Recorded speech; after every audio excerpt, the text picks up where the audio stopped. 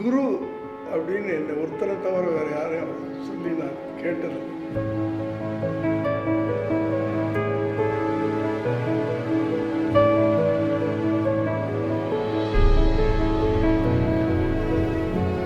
எனக்கு ஆக்சுவலாக நான் எனக்கு பேச்சு வரலாமா. ஒரு 2 வருஷத்துக்கு முன்னாடி போய் அவர் வீட்டில் நான் பார்க்கும்போது அவரால் எந்திரிக்க முடியல. ஆனால் அதுலேயும் கஷ்டப்பட்டு எந்திரிச்சு கட்டி பிடிக்கணும்னு ஆசைப்பட்டார். நான் அப்படியே உட்காந்து அவரை கட்டி பிடிச்சிட்டேன். தப்பு பண்ணவன் எவனாக இருந்தாலும் சரி ரோட்டில் நின்று இறங்கி அடிக்கிறது சினிமாவில் மட்டும் இல்லை, நிஜ வாழ்க்கையிலையும் பண்ணியிருக்கேன். சொல்கிறதுக்கே முடியல, சொல்கிறதுக்கே இதுவே இல்லை. அதனால்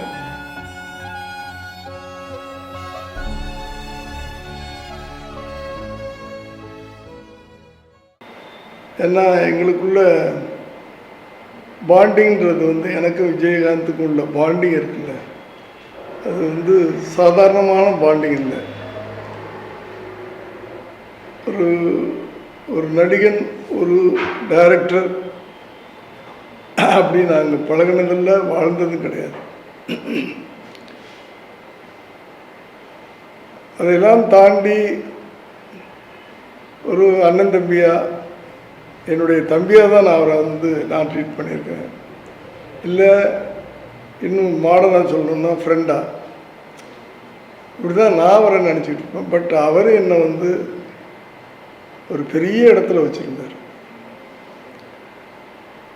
அதுதான் அப்போ போய் அங்கே நிற்கும்போது காலையில் அதெல்லாம் தான் ஞாபகம் வந்துச்சு எனக்கு. அவர் எனக்கு கொடுத்துருந்த அந்த ஒரு இடம். நான் நிறையா டைரக்டர்ஸ் பண்ணியிருக்கேன். அவரை வச்சு பெரிய பெரிய ஹிட்லாம் கொடுத்துருக்காங்க இல்லையா. ஆர் சுந்தரராஜன்,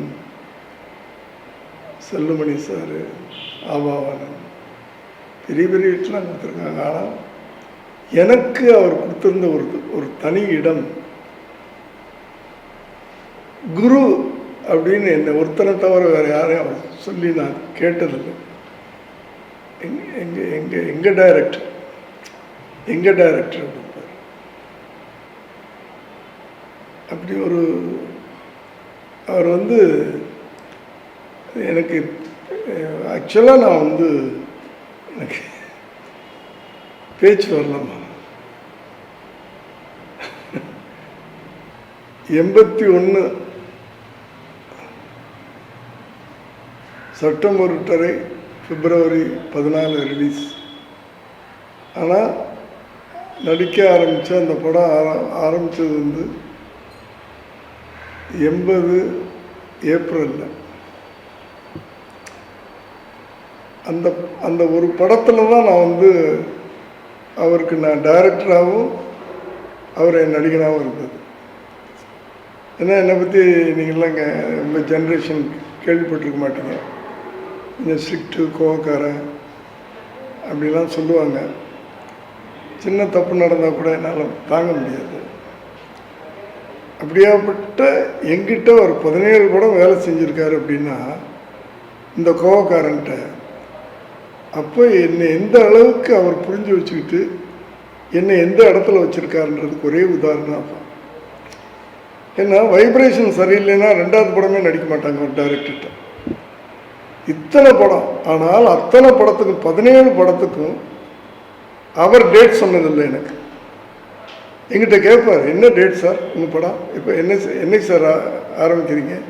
இல்லை விஜய் நீ சொல்லு விஜய். இல்லை சார் உங்கள் டேட் என்னன்னு சொல்லுங்கள் சார், நான் வெளியில் அட்ஜஸ்ட் பண்ணிக்கிறேன் அப்படின்பார். அப்படி ஒரு பாண்டிங் எங்களுக்குள்ள.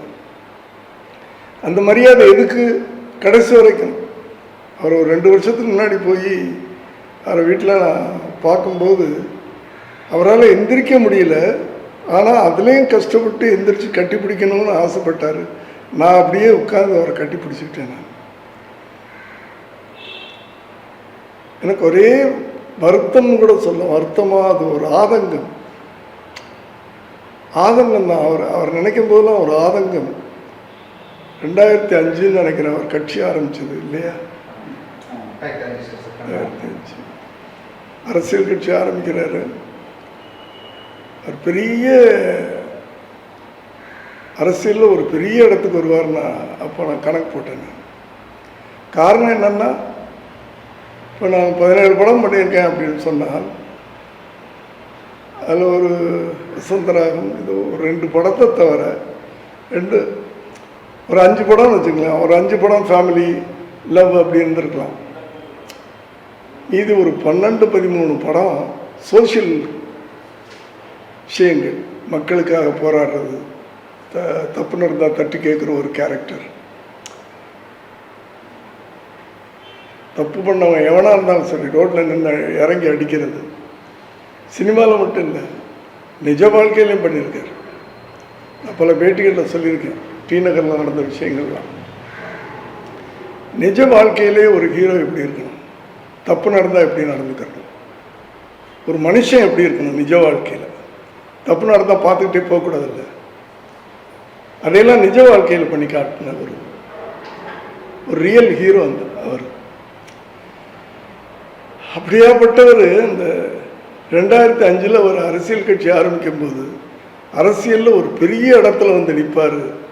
இன்னும் சொல்லப்போனால் ஒரு காலகட்டத்தில் அதுலேருந்து ஒரு 10 வருஷம், 2005 ஒரு 10 வருஷம் கணக்கு போட்டுக்கங்களேன். ஒரு 2 எலெக்ஷன், 3வது எலெக்ஷனில் அவர் சிஎம் வந்துடுவார்னு நினச்சேன். அந்த அளவுக்கு அவருக்குள்ள அந்த ஒரு தலைவனுக்கு உண்டான ஒரு இது இருந்துச்சு. ஆனால் என்னமோ தெரியல, நான் கூட பல முறை அவங்க மனைவிட்டு பேசியிருக்கிறேன். அவருக்கு நெருக்கமானவங்கள் சிலர் அவருக்கு உடம்பு சரியில்லாமல் 2016 நினைக்கிறேன் இல்லையா, முதல் சர்ஜரி கரெக்டாக மைண்டில் இருக்கு. அந்த சர்ஜரிக்கு பிறகு ஒரு மேஜர் சர்ஜரி முடியுது அப்படின்னு சொன்னால் போஸ்ட் ஆப்ரேட்டிவ் கேர்னு ஒன்று இருக்குது. புரியுதா? ஒரு படம் நல்லா வரணும்னா, ஒரு திரைப்படம் நல்லா வரணும்னா ப்ரீ ப்ரொடக்ஷன், போஸ்ட் ப்ரொடக்ஷன், இதில் தான் அந்த படம் ஒழுங்காக வரும். ஷூட்டிங்கில் கிடையாது. புரியுதா? ஷூட்டிங் என்னென்னமோ எடுப்போம், ஆனால் ப்ரீ ப்ரொடக்ஷனில் எடுத்தது ஷூட்டிங்கில் எடுத்தோமா அது போஸ்ட் ப்ரொடக்ஷனில் தான் தெரியும். என்ன தப்புனாலும் இந்த போஸ்ட் ப்ரொடக்ஷனில் கரெக்ட் பண்ண முடியும். அது மாதிரி தான் வாழ்க்கை. ஒரு பெரிய மேஜர் சர்ஜரி நடக்குது, அதுக்கு பிறகு அந்த போஸ்ட் சர்ஜரி பீரியட்னு ஒன்று இருக்குது. அது கரெக்டாக பண்ணாங்களா எனக்கு தெரியல, சொல்லக்கூடாது, ஆனால் சொல்லாமல் இருக்க முடியல. ஒரு சர்ஜரி நடக்குது, இல்லை ஒரு ட்ரீட்மெண்ட் நடக்குது, அதுக்கு ஆஃப்டர் த ட்ரீட்மெண்ட் ஒரு ரெஸ்ட் பீரியட்னு சொல்லுவாங்க. அது கரெக்டாக நடந்துச்சா? இதெல்லாம் தான் எனக்கு, ஏன்னா அவ்வளோ ஈஸியாக தளர்ந்து போகிற உடம்பு இல்லை. அப்படியாப்பட்டவரை இன்னைக்கு போய் இன்னும் சொல்ல போனால் அவருக்கு நெருக்கமானவங்களையெல்லாம் அடிக்கடி பார்க்க வச்சுருந்தாலே அவருக்கு அந்த எனர்ஜி வந்திருக்கும். இன்னும் ஒரு 10 வருஷம் கழித்து ஏதோ நடக்க வேண்டியது இவ்வளவு சீக்கிரம் நடந்துருச்சு. அது இவ்வளவு ஒரு மோசமான கண்டிஷனில் எனக்கு அதெல்லாம் தான் ரொம்ப கஷ்டமாக இருக்குதுங்க. மற்றபடி 17 படம் பண்ணியிருக்கேன், 20 படம் பண்ணியிருக்கேன், 30 படம் பண்ணியிருக்கேன்றதெல்லாம் இன்றைக்கி பேசுகிறதுக்கு எனக்கு நம்ம பேட்டினா ஒரு எனர்ஜியாக சொல்லணும்ல, அந்த எனர்ஜியே இல்லை. என் வாய்ஸ்லேயே எனர்ஜி இருக்குதா? இல்லை. இந்த 28ஆம் தேதி நான் ஊரில் இல்லை. நான் ரொம்ப மனசு அன்னைக்கு ஃபுல் டே எனக்கு அங்கே ப்ரெஷர் ஏறிடுச்சு. ஆனால் வர முடியல, இம்மிடியட்டாக வர முடியாத ஒரு சூழ்நிலையில். அது பிறகு இன்னைக்கு காலையிலேருந்து போகிறோம், அவரை பார்க்க போகிறோன்றது அங்கே போய் நின்று என்னென்னமோ பழைய நினைவுகள்லாம் சொல்கிறதுக்கே முடியல. இப்போ சொல்கிறதுக்கே அந்த இதுவே இல்லை. அதனால் இன்னொரு நாள் நான் சொல்கிறேன். அவரை பற்றி சொல்லணுன்னா நானே என்னை முதல்ல நான் கன்சோல் பண்ணிக்கிட்டு தான் சொல்லணும். உடனுக்குடன் செய்திகளை தெரிந்து கொள்ள சன் நியூஸ் பெல் ஐகானை கிளிக் பண்ணுங்க.